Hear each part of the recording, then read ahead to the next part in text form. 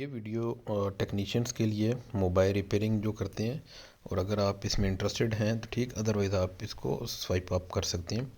ये बेसिकली हमारे पास एक पैनल जिसका ग्लास चेंज होने के लिए आया था। जब हमने इसको सेपरेटर से इसका ग्लास काटा तो उसके बाद इसके पैनल के अंदर ये डॉट्स आ गए। मोस्टली केसेस में जो रिपेयरिंग वाले होते हैं वो इस चीज़ को ये कह के ज़ाया कर देते हैं कि ये डैमेज हो गया, ये क्लियर नहीं होगा, क्योंकि बहुत सारे लोगों को इस चीज़ का पता ही नहीं होता कि ये डॉट क्लियर भी हो सकते हैं। तो उसके लिए ये वीडियो एक इंफॉर्मेटिव वीडियो भी कह सकते हैं। आप देख सकते हैं कि ये भाई किस तरीके से डॉट्स वगैरह क्लियर कर रहे हैं। इस चीज़ को क्लियर करने के लिए थोड़ा सा टाइम दरकार होता है। मोस्टली डिपेंड करता है कि आपके पैनल में डॉट किस तरह के हैं। इसको क्लियर करना पड़ता है 3 से 4 दफ़ा। ये पंचिंग मशीन में इसको ग्लास को हम रखते हैं, फिर इसको बाहर निकाल के चेक किया जाता है कि डॉट कितने क्लियर हो चुके हैं। इसमें डॉट्स काफ़ी कम हो चुके हैं।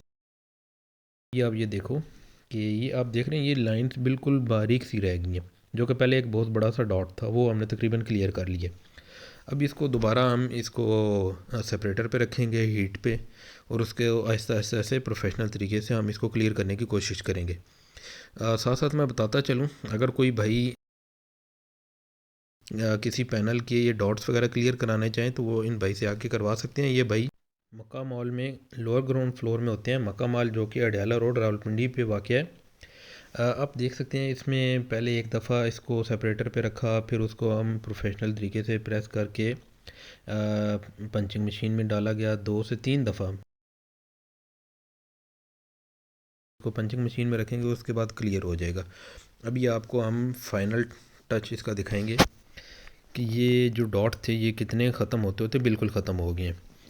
ज़्यादातर बल्कि 95% चांसेस होते हैं कि ये जो डॉट होते हैं ये क्लियर हो जाते हैं। बहुत ही कम चांसेस होते हैं कि कुछ पैनल ऐसे होते हैं जिनका अंदर से मीडिया या वो एलसीडी टूट जाती है, तो वो रिपेयर नहीं हो सकते।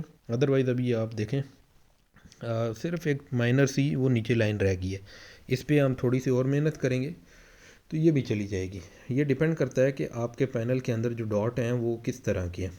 हाँ, अगर आपकी स्क्रीन क्रैक होगी, अंदर से डैमेज हो गई है, वो डॉट फिर क्लियर नहीं हो सकते, क्योंकि बेसिकली वो एलसीडी अंदर से क्रैक हो गई होती है। ये जो डॉट्स हैं ये सिर्फ एलसीडी के अंदर से निकल सकते हैं। अगर आपका एलईडी पैनल है तो उसमें ये चांसेस नहीं होते कि उसमें से आप इसको निकाल सकें। अगर आपका एलसीडी पैनल है तो उस पर ये लाजमी अटैम्प्ट करें।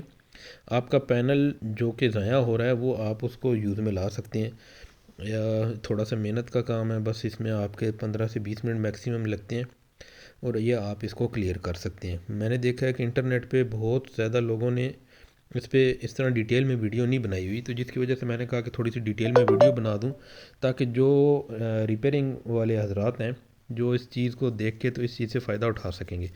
होपफुली उम्मीद है आप लोगों को इससे काफ़ी फ़ायदा हुआ होगा, और नेक्स्ट टाइम इन फ्यूचर अगर आपके पास कोई ऐसा पैनल आता है तो उसको आप इस तरीके से रिपेयर करके वही पैनल यूज़ में ला सकते हैं। अब ये लास्ट पे जो रिज़ल्ट है वो हम आपको चेक करा देते हैं कि जो पहले इतने बड़े डॉट्स थे वो अब कितने सारे रह गए होंगे। तो ये देखें, अभी आपके सामने ये पैनल बिल्कुल क्लियर हो चुका है। वो माइनर सा एक छोटा सा डॉट है, अगर उसमें हम थोड़ा और टाइम लगाएंगे तो वो भी क्लियर हो जाएगा।